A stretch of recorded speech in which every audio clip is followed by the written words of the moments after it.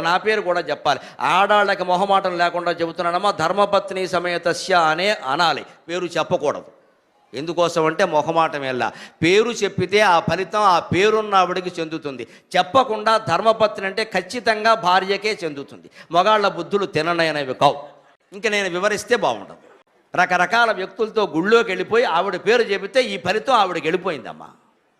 చెప్పనివ్వకూడదు. ధర్మపత్ని సమేతస్య అని ఉంటే ఖచ్చితంగా ఆవిడ ఇంటి దగ్గర ఉన్నా సరే ఈ పెద్ద మనిషి దేవాలయంలో ఆవిడని మోసం చేస్తున్నాడు కాబట్టి ఖచ్చితంగా ఆవిడకి న్యాయం జరుగుతుంది. ఈవిడ మర్నాడు చెప్పించుకోవడం ఖాయం. దేవుడు దయ అలా ఉంటుంది. ధర్మం ధర్మమే, అధర్మం అధర్మమే. ఖచ్చితంగా దేవుడు అన్నది ధర్మాన్ని కాపాడడానికి కానీ మన అక్రమాలన్నీ సక్రమం చేయడానికి కాదు. అక్కడ దేవుడు ధర్మం వైపు ఉంటాడు. దేవుడు స్తోత్రప్రియుడు కాదు, దేవుడు పూజాప్రియుడు కాదు. ఎవరితో ఏ వేదిక మీదకైనా చర్చించడానికి సిద్ధం. దేవుడు పూజాప్రియుడు కాదు, దేవుడు స్తోత్రప్రియుడు కాదు, దేవుడు ధర్మప్రియుడు. దేవుడు ధర్మప్రియుడు. ధర్మంగా